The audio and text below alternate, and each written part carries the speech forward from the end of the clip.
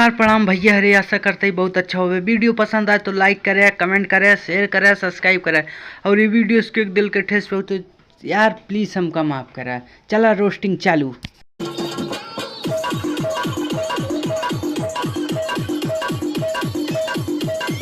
हम जानते हैं ही काहेला हंस के नाच रही है, ये देना चाहती है।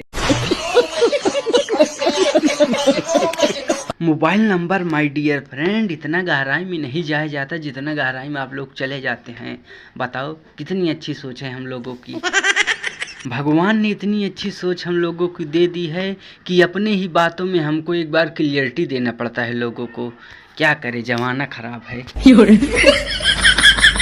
और अब मैं इससे ज़्यादा कुछ बोल भी नहीं सकता हूँ क्योंकि पहले लड़के बाहुबली थे और अब लड़कियाँ बाहुबली हैं। डर का माहौल है भाई। आगे का वीडियो देखने से पहले आप लोग मेरी जीवन का बहुत ही अहम बात सुनिए। पहले कोई शादी की बात करता था तो दिल खुश हो जाता है और अब कोई करता है तो रूह कांप जाती है।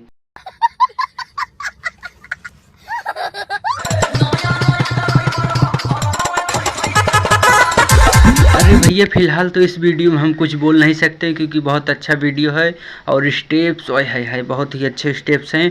इसी के साथ आपसे विदा लेता हूँ। Bye bye, tata, see you.